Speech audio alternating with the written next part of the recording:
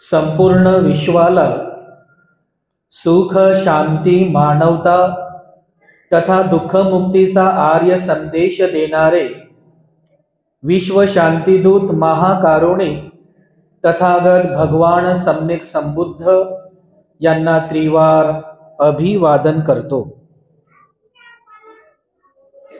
तथागतांनी समग्र मानवजातीच्या दुःखमुक्तीसाठी उपदेशिलेला महान सद्धम्म अर्थात बौद्ध धम्म तथा या सद्धम्माचा अविरतपणे प्रचार आणि प्रसार करणारा तथागतांद्वारा स्थापित सदा पूजनीय भिक्खू संघ या पूजनीय भिक्खू संघाला त्रिवार अभिवादन करतो। ज्यांच्या अथांग अमर्याद त्याग प्रभावामुळे या भारतभूमीला बुद्धभूमीचे रूप पुन्हा एकदा प्राप्त झालं, असे बौद्ध धम्माचे पुनरुद्धारक तुम्हा आम्हा सर्वांचे उद्धार करते प्रज्ञा सूर्य बोधिसत्व डॉक्टर बाबासाहेब आंबेडकर यांच्या समग्र धम्मक्रांतीमध्ये जीवनाच्या शेवटच्या श्वासापर्यंत समर्पित राहू। आजच्या या मंगलमय प्रसंगी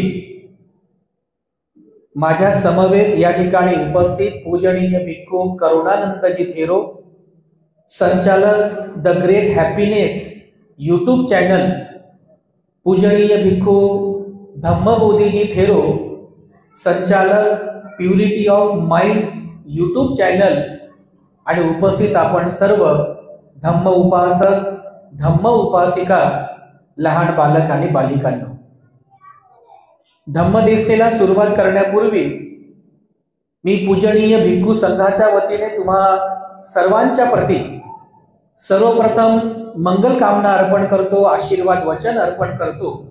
विशेष करून ज्या परिवाराच्या निमंत्रणावरून आज आम्ही या ठिकाणी उपस्थित आहोत, असे लोमटे परिवार की ज्यांनी आम्हाला छत्रपती संभाजीनगरवरून या ठिकाणी आमंत्रित केलं, या हदगाव जिल्हा नांदेड या ठिकाणी, ज्यांच्या निमित्ताने आजचा हा कार्यक्रम संपन्न होत आहे।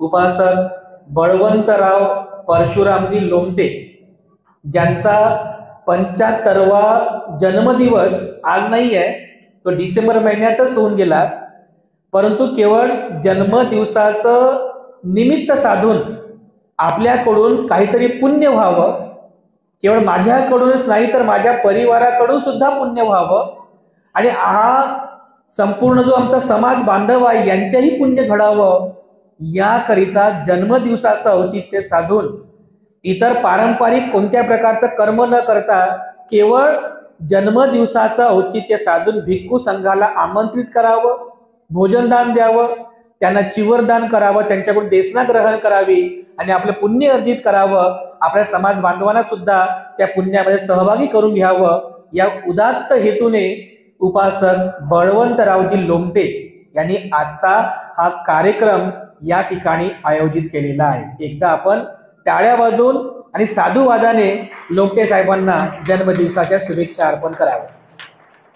मी सुद्धा भिक्खू संघाच्या वतीने उपासक बळवंतरावजी लोमटे यांच्या जन्मदिवसाच्या निमित्त तसा आम्ही त्यांच्या घरी आताच गच्चीवरती कार्यक्रम संपन्न केला, पुष्पांचा वर्षाव सुद्धा केला, त्यांना जन्मदिवसाच्या शुभेच्छा सुद्धा अर्पण केल्या।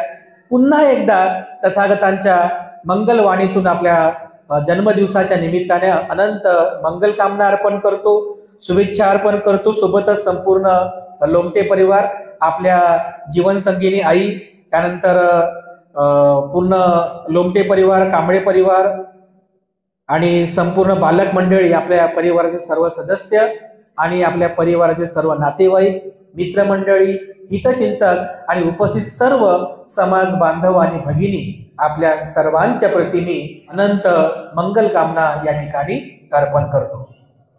उपस्थितांनो, हदगाव जिल्हा नांदेड या ठिकाणी आजचा आपला हा धम्म संस्कार आपण संपन्न करीत आहोत। आजचा दिवस फार ऐतिहासिक आहे। तुमचं आणखी कोणी सांगू शकेल का की आजच्या दिवसाचं विशेष महत्व काय आहे? दिन विशेष म्हणतो ना आपण, की आजच्या दिवशी हे घडलं. तर तुमच्यापैकी जे कोणी सोशल मीडियावरती आहेत, कोणीतरी सांगू शकेल का की आज 5 जानेवारी आज काय दिन विशेष आहे? ठीक आहे, ज्यांना माहीत नसेल तरी सांगतो मी. जे सोशल मीडियावरती आहे किंवा जे नेहमी धम्म कार्यामध्ये असतात त्यांना निश्चितपणे माहीत आहे. आज 5 जानेवारी अर्थातच भिक्खू संघातील संघरत्न म्हणून ज्यांना ओळखलं जातं, असं आहे हिंदीचे प्रकांड पंडित भदंत आनंद कौसल्यायन यांची आज जयंती आहे. आणि त्या जयंतीच्या निमित्ताने ज्यांना भिक्खू संघामध्ये संघरत्न म्हणून ओळखल्या जातं, हिंदीचे प्रकांड पंडित म्हणून ओळखल्या जातं, असे ते विद्वान भदंत आनंद कौसल्यायन यांची आज जयंती आहे. त्या जयंतीच्या निमित्तानं सुद्धा मी पूजनीय भदंत आनंद कौशल्यायनजी यांना सुद्धा अभिवादन करतो. दिन किती विशेष आहे बघा आजचा. म्हणजे एकतर लोमटे साहेबांना सुद्धा कदाचित माहीत नसेल, भंतेजींनी 5 तारीख दिली आपल्याला, पण विशेष बघा दिन विशेष. आजच्या दिनी भिक्खू संघाकडून आपण धम्मदेशना ऐकत आहोत. दिन विशेष आहे की भिक्खू संघामधील म्हणजे डॉक्टर बाबासाहेब आंबेडकरांच्या धम्मक्रांतीनंतर म्हणजे 14 ऑक्टोबर 1956 नंतर या महाराष्ट्रामध्ये या नवदीक्षित बौद्ध समाजामध्ये बुद्ध धम्माचे संस्कार पेरण्याचं काम त्या काळामध्ये ज्या ज्या भिक्खूंनी केलं त्या भिक्खूंपैकी एक अनमोल रत्न आहेत भदंत आनंद कौसल्यायन, की ज्यांनी या भारतामधील म्हणजे विशेषतः महाराष्ट्रात की जे नव्यानेच बाबासाहेबांप्रणीत बौद्ध झालेले आहेत, अशा नवदीक्षित बौद्धांमध्ये बुद्ध धम्माची प्रेरणा जागृत केली, असे ते भदंत आनंद कौशल्यायन. बघा, हा धम्माचा प्रचार आणि प्रसार भिक्खू संघाकडून झालेला आहे. बांधवांनो, आज तरी आपण पाहतो बघा, 3 भिक्खू तुमच्याकडे उपस्थित आहेत, पण एक काळ असा होता जे 1956 नंतर एक भिक्खू सुद्धा उपलब्ध होणं अत्यंत कठीण होतं. हो, अत्यंत कठीण होतं. अगदी तुमच्या हाकेच्या अंतरावर मुळावा म्हणून सेंटर आहे, तिथे भिक्खू राहतात. नांदेडला भिक्खू राहतात, मोठमोठ्या शहरांमध्ये भिक्खू राहतात. जिकडे तिकडे भिक्खू संघ आपल्याला पाहायला मिळतो. आताची ही परिस्थिती आहे. पण बांधवांनो, 1956 नंतर एकही भिक्खू उपलब्ध नव्हता.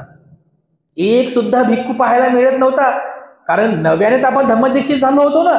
विचार करा की बाबासाहेब आंबेडकरांनी 14 ऑक्टोबर 1956 आपल्या सर्वांना बौद्ध बनवलं. तुम्ही पण नवीनच बौद्ध होते, सगळेच आपण नव्यानेच बौद्ध झालो होतो. आपल्यावर बाबासाहेबांनी ही सर्वात मोठी जबाबदारी सोपवली होती. कोणती जबाबदारी? की तुम्ही आता तुमच्या जुन्या चाली रीती रूढी परंपरेचा त्याग केलेला आहे. तुम्ही आता नव्याने बौद्ध झालेले आहे. तुम्ही नवीन आहात. या भारतात सुद्धा तुम्ही नवीन आहात. तुमच्यावर एक खूप मोठी जबाबदारी आहे. आणि ती जबाबदारी म्हणजे कोणती? तर तुम्हाला या नव्यानेच दीक्षित झालेल्या, नव्याने स्वीकार केलेल्या बौद्ध धम्माचा प्रचार आणि प्रसार करायचा आहे. कारण बघा बांधवांनो, आता याला दुर्भाग्य वगैरे आपण मानत नाही. निसर्ग आहे, जन्म आहे, तिथे मृत्यू निश्चित आहे. बाबासाहेब आंबेडकरांनी आपल्या सर्वांना बौद्ध बनवलं. बौद्ध बनवल्यानंतर बाबासाहेब आंबेडकर फक्त 50 दिवस जिवंत राहिले. ठीक आहे, बरोबर आहे ना. म्हणजे 6 डिसेंबरला बाबासाहेब आंबेडकरांचं महापरिनिर्वाण झालं. 6 डिसेंबर 1956 बाबासाहेब आंबेडकरांचं महापरिनिर्वाण झालं. आणि केवळ 14 ऑक्टोबरला बाबासाहेब बौद्ध होतात आणि पुढील 6 डिसेंबर 1956 बाबासाहेबांचं महापरिनिर्वाण झालं. म्हणजे महामानवानी, महापुरुषांनी आपल्याला बौद्ध बनवलं, पण आपल्याला बाबासाहेब सोडून गेले. तर जसं बघा, एक आई आपल्या एका बाळाला जन्म देते, त्या बाळाला जन्म दिल्यानंतर फक्त 50 दिवस ती आई जगते आणि 50व्या दिवशी ती आई मृत्यूला प्राप्त होते. तर विचार करा, ती मृत्यूला प्राप्त झालेली आई, तिचं जिथे 50चं बाळ आहे त्या बाळाची काय अवस्था होईल? कोण त्या बाळाला दूध पाजेल? त्या बाळाचं संगोपन कोण करेल? त्या बाळाला लहानाचं मोठं कोण करेल?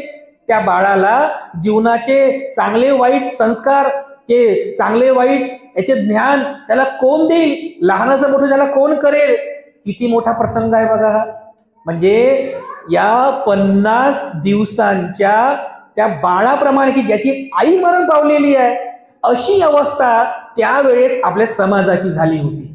नव्याने दीक्षित झालेला हा बौद्ध समाज, की ज्याच्याकडे पैसा नाही आहे, ज्याच्याकडे शिक्षण नाही आहे, राहायला व्यवस्थित घर नाही आहे, कपडा लत्ता नाही आहे, काहीच नसतानाही या नवदीक्षित बौद्ध समाजावरती सर्वात मोठी जबाबदारी येऊन ठेपली होती. ती म्हणजे डॉक्टर बाबासाहेब आंबेडकरांनी जो बुद्ध धम्म आपल्याला दिला, हा बुद्ध धम्म खेड्या पाड्यापर्यंत नेण्याचा आहे, खेड्या पाड्यापर्यंत प्रचार आणि प्रसार करायचा आहे. तर बघा बरं, आता जरी आपल्याकडे घर, गाडी, बंगला, बँक बॅलन्स सगळं काही आहे, पण जी 1956ची जी पिढी होती, 1956 म्हणजे 68 वर्षांपूर्वी, त्या पिढीकडे ना गाडी, ना बंगला, ना पैसा, ना राहायला व्यवस्थित घर. काय काय करतील आपले लोक त्यावेळेस? म्हणजे शिक्षण घ्यायचं की धम्म प्रचार प्रसाराचं काम करायचं, घर बांधायचं की धम्माच्या प्रचार प्रसाराचं काम करायचं, नोकऱ्या शोधायच्या की धम्माचा प्रचार प्रसार करत व्हायचं, काय करायचं? मग सांगा, अशा वेळेस लोकांनी काय करावं बरं? लोकांची एक मानसिकता असते ना. आता जो व्यक्ती गरीब आहे, त्या गरीबाला जर तुम्ही म्हटलं, ए भाऊ बस इथं, मी तुला धम्म प्रवचन करतो ऐक, ते काय म्हणाल? नाही नाही, मला आपल्याला खायला द्या, असं म्हणलं. तो जो ज्या व्यक्तीकडे घालायला कपडे नाहीये, त्याला म्हणलं बस भाऊ इथं, मी तुला भंकर बुद्धाचं प्रवचन करतो ऐक, ते काय म्हणाल? नाही नाही, मला ते प्रवचन नाही पाहिजे, मला कपडे द्या. म्हणजे काय? जो तहानलेला आहे तो म्हणजे मला पाणी द्या, मला धम्म नाही ऐकायचा आहे. जो भुकेलेला आहे, मला अन्न द्या, मला प्रवचन नाही ऐकायचं. म्हणजे काय? व्यक्तीची एक मानसिकता आहे बघा. व्यक्ती जो असतो, माणूस, हा फक्त आपल्या भौतिक गरजाच्याच मागे लागतो बघा, भौतिक गरजाच्या मागे. त्याच्यामुळे धम्माकडे कोणी लक्ष दिलं नाही.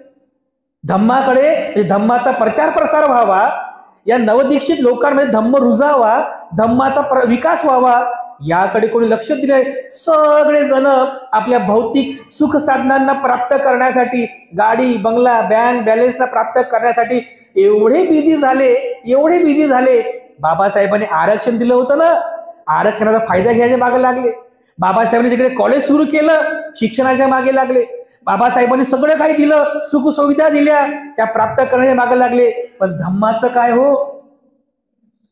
या धम्माचं काय? हे नवीन लोक आहेत, या लोकांना धम्म कोण शिकवेल? हे नवीन लोक आहेत, या धम्मामध्ये, या लोकांमध्ये धम्माचं बीज कोण रोपण करेल? किती मोठी जबाबदारी होती, किती मोठी जबाबदारी होती. आणि आता तरी तुम्हाला भिक्खू दिसतात, पण 1956ला असं बोटावर मोजता येतील एवढेच 5, 6, 7, 8 भिक्षू होते बघा. त्यातल्या त्यात बघा, बाबासाहेबांची जेव्हा धम्मदीक्षा झाली, महाराष्ट्रामध्ये भिक्खू उपलब्ध झाले नाही बाबासाहेबांना.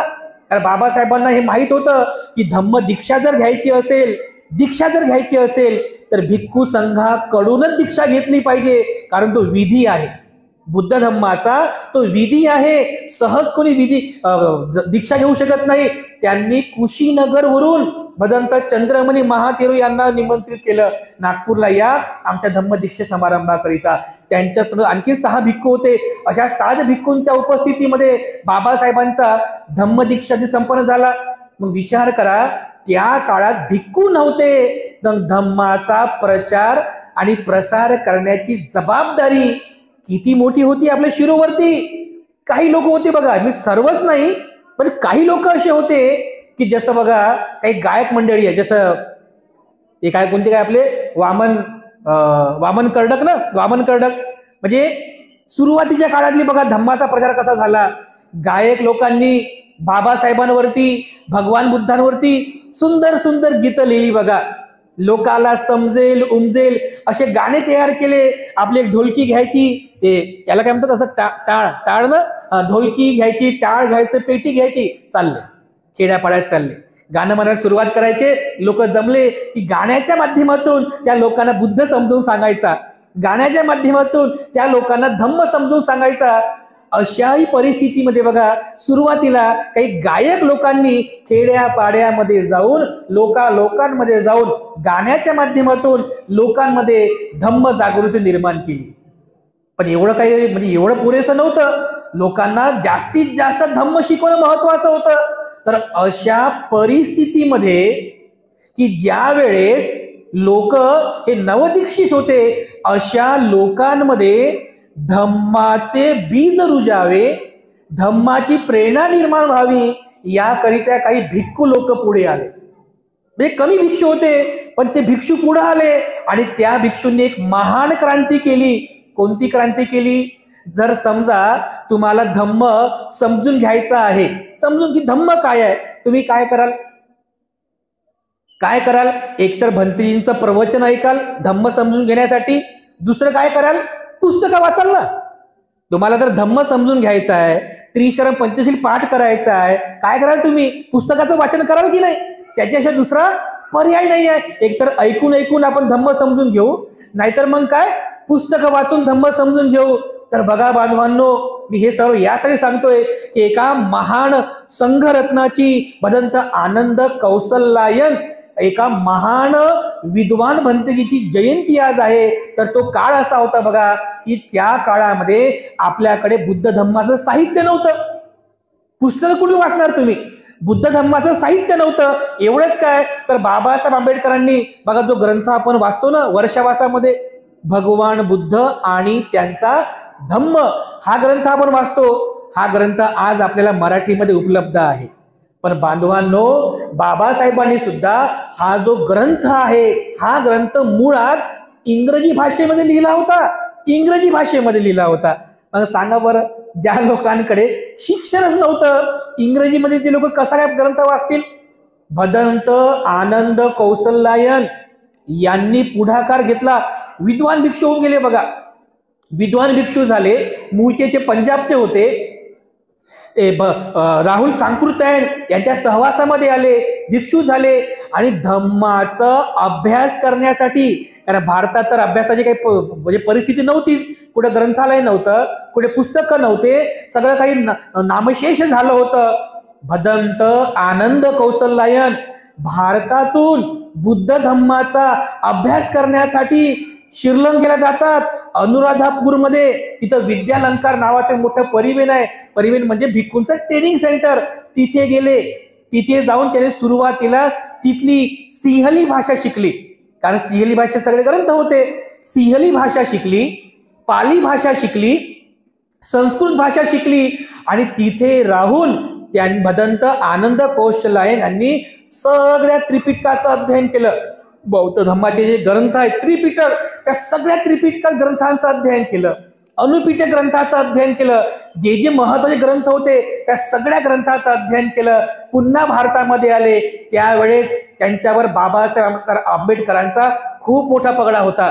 तेव्हा बाबासाहेब आंबेडकरांनी बुद्ध धम्माची दीक्षा घेतली आणि काही दिवसानंतर जेव्हा बाबासाहेबांचं महापरिनिर्वाण झालं, तेव्हा 7 डिसेंबर 1956 मुंबईला जे बाबासाहेब शरण जळालेलं होतं, त्यावेळेस त्या रडणाऱ्या त्या दुखी समाजाला सांभाळण्याचं काम, त्यांना मानसिक बल देण्याचं काम त्या चैत्यभूमीला भदंत आनंद कौशल्यायन यांनी केलेलं आहे.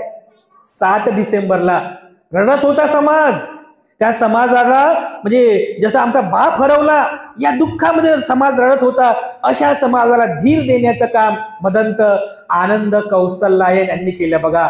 त्यांनी जी क्रांती केली, वैचारिक क्रांती केली, की या समाजात जो नवदीक्षित समाज झालेला आहे, यांना जर बुद्ध धम्माचं प्रशिक्षण द्यायचं असेल, बुद्ध धम्म जर यांना समजून घ्यायचा असेल, तर पुस्तकांशिवाय पर्याय नाही.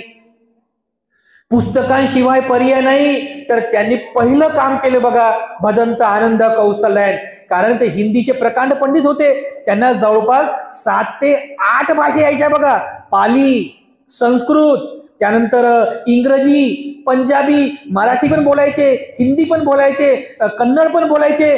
अशा जवळपास 7 ते 8 भाषाचे विद्वान होते भदंत आनंद कौशल्यायन. त्यांनी म्हणजे बाबासाहेबांच्या महापरिनिर्वाणानंतर एक फार महत्वाचं काम केलं. काय केलं त्यांनी? बाबासाहेबांनी बुद्ध आणि त्यांचा धम्म हा जो ग्रंथ इंग्रजीमध्ये लिहिला होता, या ग्रंथाचं भाषांतर हिंदीमध्ये केलं, संदर्भासहित हिंदीमध्ये केलं आणि ते हिंदी ग्रंथ बुद्ध और उनका धम्म, भगवान बुद्ध और उनका धम्म या टायटलने तो ग्रंथ सिद्धार्थ महाविद्यालय मुंबईचं जे आहे त्यांच्या माध्यमातून तो प्रकाशित करण्यात आला. आणि बघा, नंतर त्या हिंदीचं मराठीमध्ये झालं, त्याच्या कन्नडमध्ये झालं, पंजाबीमध्ये झालं, वेगवेगळ्या भाषेमध्ये त्या ग्रंथाचं भाषांतर झालं. बघा, तेव्हा जाऊन आज आपल्या जवळ मराठीमध्ये हा ग्रंथ उपलब्ध आहे. बघा, हा ग्रंथ मराठीमध्ये उपलब्ध झाला, याच्या मागची जी प्रेरणा आहे ते भदंत. ताई, तिला घेऊन जा ना तुम्ही, डिस्टर्ब करू लागले. बघा, घेऊन जा त्याला पटकन बाहेर. या ग्रंथामागची जी प्रेरणा आहे ती प्रेरणा भदंत आनंद कौशल्यायन यांची आहे. बघा, भदंत आनंद कौशल्यायन हे हिंदीचे प्रकांड पंडित होते भिक्खू संघामध्ये. ते जे उत्तर प्रदेशचं बनारस विश्वविद्यापीठ आहे बघा, तिथल्या हिंदी म्हणजे हिंदीचं जे विभाग आहे त्या हिंदी विभागातून हिंदीमध्ये उच्च पदवी धारण करणारे भदंत आनंद कौशल्यायन होते. बघा, भदंत आनंद कौशल्यायन आणि अमिताभ बच्चनचे वडील म्हणजे हरिवंशराय बच्चन हे दोघेही मित्र होते, कारण ते सुद्धा कवी होते.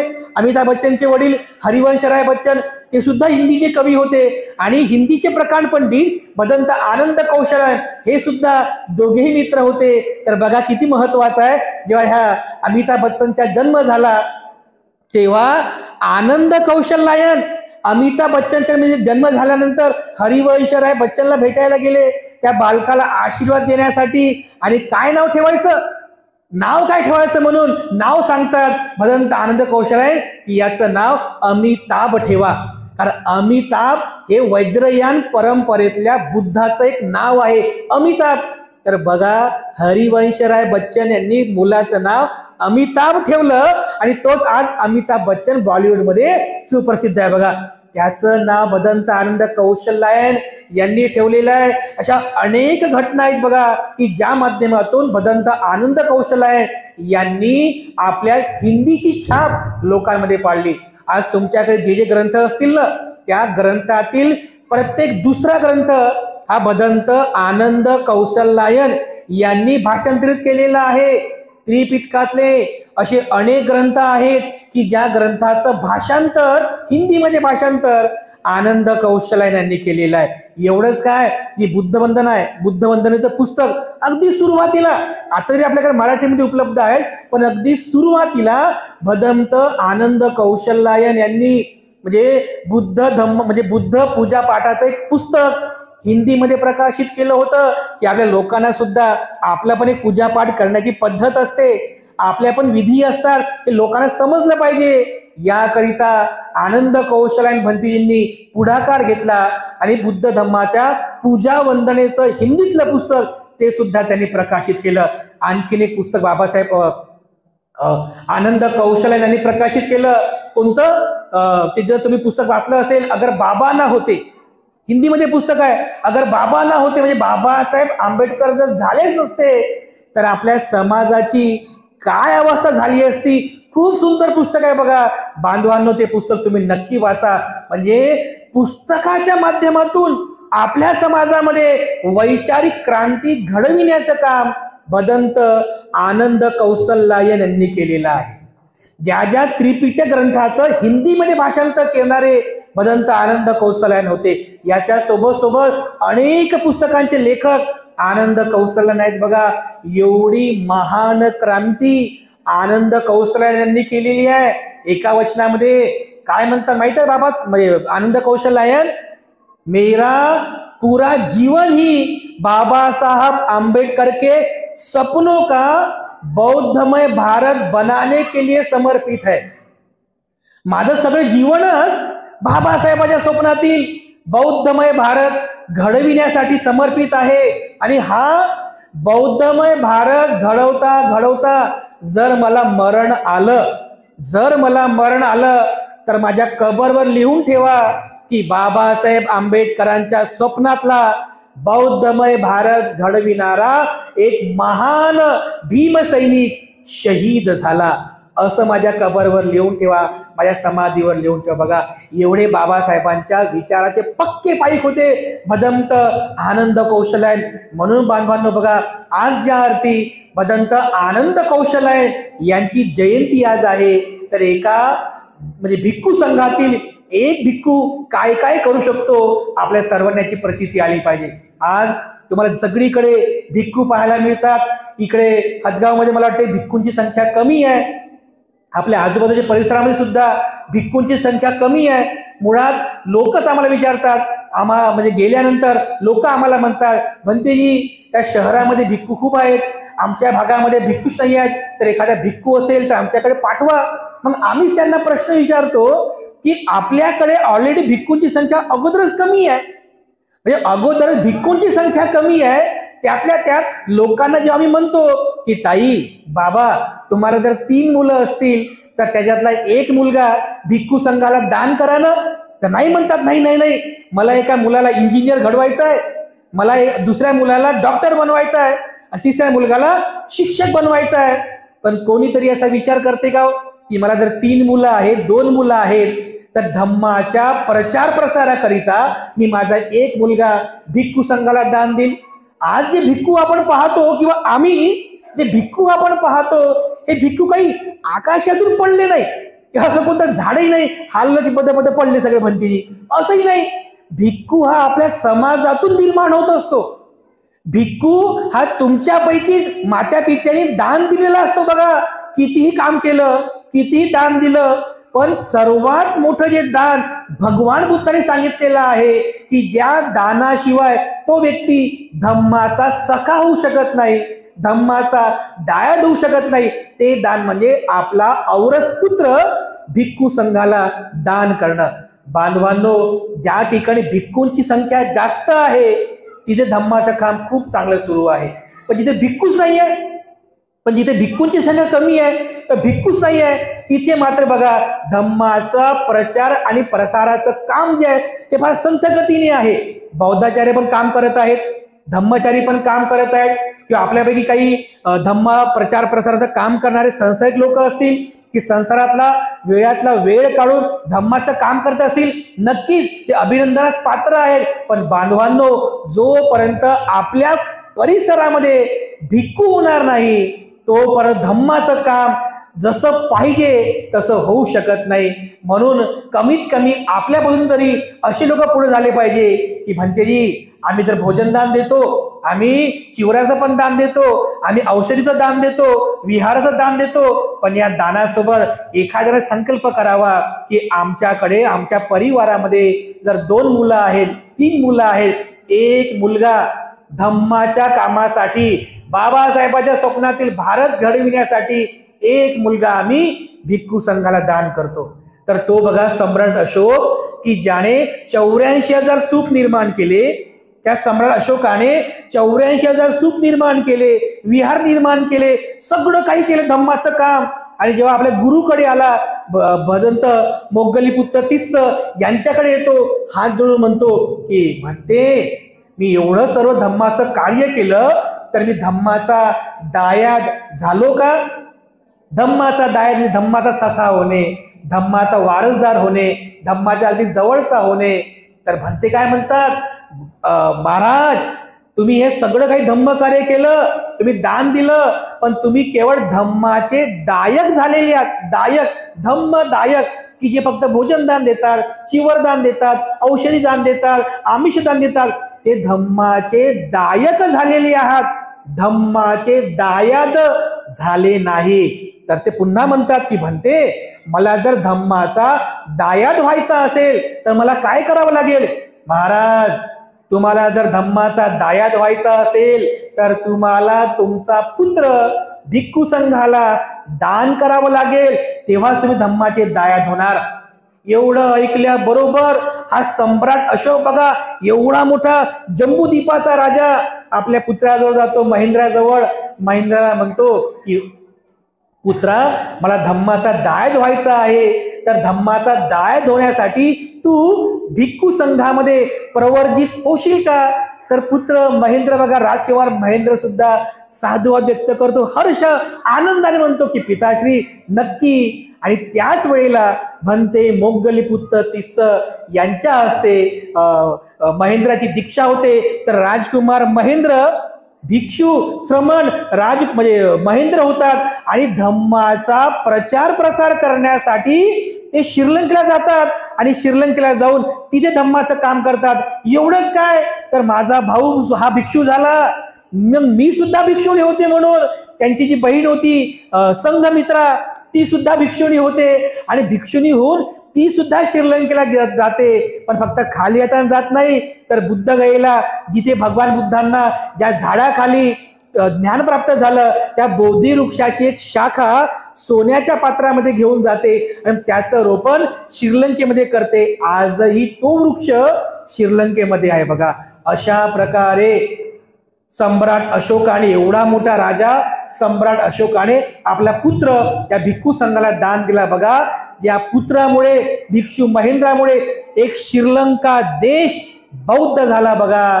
आपणही जर आपल्या परिवाराचे जर पुत्र भिक्खू संघाला दान दिलं तर भिक्खू संघाची संख्या वाढेल, प्रशिक्षित भिक्खू तयार होतील. तर औरंगाबादमध्ये बघा, जिथे आम्ही वास्तव्याला आहोत, औरंगाबादमध्ये बऱ्याचशा भिक्खूंची प्रशिक्षण केंद्र सुरू केलेली आहेत. कारण समाजामध्ये जोपर्यंत प्रशिक्षित भिक्षू तयार होणार नाही धम्माचं काम होऊ शकत नाही. लोक तर टीका टिप्पणी करतात हो. आज आम्ही सोशल मीडियावरती पाहतो, व्हॉट्सअपला फेसबुकला लोक सर्रासपणे भिक्खूंवरती टीका टिप्पणी करतात. आता भिक्खू संघामध्ये जसा बुद्ध काळ होता, बुद्ध काळामध्ये देवदत्त सुद्धा होता जो प्रत्यक्ष बुद्धाचा विरोध करायचा, विनयाच्या विरुद्ध आचरण करायचा. पण कधीच अनाथ पिंडकाची श्रद्धा कमी झाली नाही. तो कधी असा बोलला नाही काय भगवान तो तुमचा देवदत्त भिक्षू असा असा वागतो, हा भिक्खू संघाचा असं बरोबर आहे का, असं कधीच बोलला नाही. यंकिंचितही त्याची श्रद्धा कमी झाली नाही.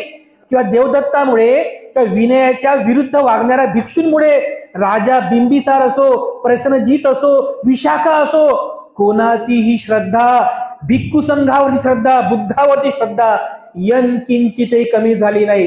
कारण त्यांना माहित होतं जे भिक्खू विनयाच्या विरुद्ध वागतात ज्यांचं वैयक्तिक कर्म आहे त्या कर्माचं पण त्यांना नक्की मिळेल. पण चांगले पण भिक्षू संघामध्ये आहेत ना, चांगले भिक्षू पण आहेत जे विनयधारी आहेत, जे अभ्यासक आहेत, जे विद्वत्तापूर्ण भाषण करतात, विद्वत्तापूर्ण धम्माची देशना करतात, लोकांमध्ये धम्माची जागृती करतात, असे पण काही भिक्खू आहेत. तर अशा भिक्खूकडे बघा, अशा विनयधारी भिक्खूंकडे बघा, आपली श्रद्धा द्विगुणित करा. बघा बांधवांनो, भिक्खू प्रशिक्षित असेल तर धम्माचं काम सुद्धा चांगलं होऊ शकते. म्हणून आपल्यापैकी असे दायक तयार झाले पाहिजे. आपल्या परिवारातला एक मुलगा भिक्खू संघाला दान करा, तो प्रशिक्षित होईल आणि पुन्हा आपल्या समाजामध्ये धम्माच्या प्रचार आणि प्रसाराचं काम करेल. पण लोक काय करतात, एखाद्या आपल्याकडे दोन मुलं आहेत, एक मुलगा जर चांगला असला, चांगला मुलगा, त्याला आपल्याकडे ठेवतात आणि एक मुलगा जर लय बंड असेल ना, लय बंड असेल, शिव्या देणारा असेल, तर म्हणते जी याला घेऊन जा म्हणतात, तुम्ही याला घेऊन जा म्हणतात. म्हणजे जे चांगलं आहे ते स्वतःकडे ठेवतात आणि जे बंडखोर निघालं त्याला घेऊन जा म्हणतात. बरं तसे पण त्या मुलं काही प्रॉब्लेम नाही, त्याच्या बंडखोरपणा आम्ही बरोबर कमी करतो, ध्यान करून करून त्याच्यामध्ये म्हणजे परिवर्तन असं घडवून आणतो, बरोबर त्याला घडवतो. बघा, एक चांगला भिक्षू आपल्या समाजामध्ये चांगल्या प्रकारे धम्माचं काम करू शकते. म्हणून बांधवांनो, भिक्खू संघाची संख्या वाढण्यासाठी धम्म दायदांची संख्या वाढली पाहिजे. माता पिता जे दान देणारे मुलं आहेत त्यांची संख्या वाढली पाहिजे. यामधून भिक्खू संघाची पण संख्या वाढेल आणि धम्माचं काम सुद्धा खूप जोमानं सुरू होईल, जोमानं वाढत जाईल. याकरिता आपण सर्वांनीच पुढाकार घेणं अतिशय महत्वाचं आहे. आज भदंत आनंद कौसल्यायन यांची जयंती आहे, त्यामुळे निमित्त आम्हाला मिळालं की भिक्खू संघामध्ये असे काही प्रशिक्षित विद्वान भिक्खू होऊन गेले की त्यांच्याच पिढीतून बघा आज भिक्खू संघाची पिढी या ठिकाणी धम्माचं काम करीत आहे. आमच्या बाजूला प्रथम क्रमांकावरती भदंत करुणानंदजी थेरो बसलेले आहेत. औरंगाबादमध्ये त्यांनी महाकरुणा बुद्धिस्ट मॉनेस्ट्री सुरू केलेली आहे. जवळपास 8-10 एकरची जागा आहे बघा, 8-10 एकरची जागा आहे. त्या ठिकाणी त्यांनी महाकरुणा बुद्धिस्ट मॉनेस्ट्री सुरू केलेली आहे आणि त्यांचा संकल्पच आहे असे जर काही भिक्षू असतील जे सांसारिक जीवन जगून म्हणजे रिटायरमेंटच्या वयामध्ये भिक्षू होतात ना, असे काही काही बरेचसे लोक आहेत की रिटायरमेंट झाल्यानंतर ते भिक्षू होतात.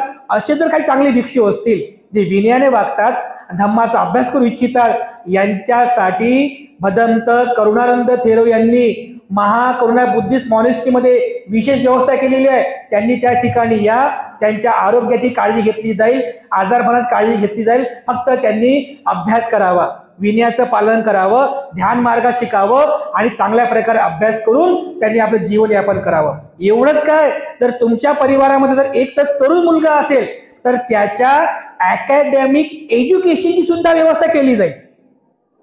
म्हणजे 10वी 12वी ग्रॅज्युएशन याची पण व्यवस्था औरंगाबादमध्ये केली जाईल. सोबत सोबत नियम असेल, काही अटी आहेत, काही शर्ती आहेत, त्यांनीही आपल्या अकॅडमिक एज्युकेशन करता करता करता धम्माचं प्रशिक्षण घ्यावं, धम्माचा अभ्यास करावा, विनयाचं पालन करावं. जर तो सुद्धा विनयाचं पालन चांगल्या प्रकारे करत असेल तर मॉनेस्ट्रीच्या वतीने त्यांना कधी थायलंडला किंवा श्रीलंकेला उच्च शिक्षणासाठी पाठवलं जाईल. अशा प्रकारे काम चालू आहे बघा. एवढंच काय, आणखीन बरेचसे प्रशिक्षण केंद्र औरंगाबादला आहेत, मुंबईला आहेत, तिकडे नागपूरला आहेत, तिकडे नांदेडला सुद्धा सुरू झालेले आहेत. आमच्या बाजूला भदंत धम्मबोधी थेरो भंतेजी बसलेले आहेत. मयूर पार्क औरंगाबादमध्ये राहतात, त्यांनी तर धम्मस्कंद नावाने ग्रंथालय सुरू केलं. 1800 स्क्वेअर फीट मध्ये विहाराला लागून, कारण त्यांचा संकल्प आहे की विहार तिथे ग्रंथालय असलं पाहिजे, विहार तिथे ग्रंथालय असलं पाहिजे. तर 1800 स्क्वेअर फीट मध्ये भंतेजींनी धम्मस्कंद ग्रंथालय तयार केलेलं आहे. ज्याप्रमाणे भगवान बुद्धांनी 84,000 धम्मस्कंधांचा उपदेश केला, आपणही आपल्या ग्रंथालयामध्ये 84,000 पुस्तकं ठेवायची. 84,000 पुस्तकं, त्यामध्ये धार्मिक पुस्तकं, सामाजिक पुस्तकं, महापुरुषांच्या विचार आधारित पुस्तकं, हे सगळे 84,000 पुस्तकांचा संकल्प भंतेजींचा आहे बघा. आणि तिथेही त्यांनी नवदीक्षित म्हणजे जे लहान बालक बालिका आहेत यांना आपण विशेष प्रशिक्षण देण्यासाठी त्यांनी सुद्धा त्या ठिकाणी सगळी व्यवस्था केलेली आहे.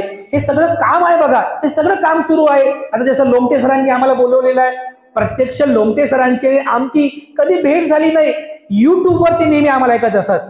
भदंत करुणानंद थेरो यांना ऐकायचे, धम्मबोधी भंतेजींना ऐकायचे, आम्हाला पण नेहमी ऐकत असत. ऐकता ऐकता ऐकता त्यांच्या मनात श्रद्धा उत्पन्न झाली, अरे आपणही भंतेजींना बोलवलं पाहिजे, देशना ग्रहण केली पाहिजे. तर बघा बरं, भंतेजींचं प्रवचन ऐकून ऐकून ऐकून श्रद्धेमध्ये आणखीन वाढ झाली. म्हणजे अगोदर श्रद्धावान आहेत, श्रद्धेमध्ये आणखीन वाढ झाली. आणि बघा आज त्यांच्या श्रद्धेमुळं आज या ठिकाणी भिक्खू संघाच्या धम्मदेसनेचा कार्यक्रम होत आहे बघा.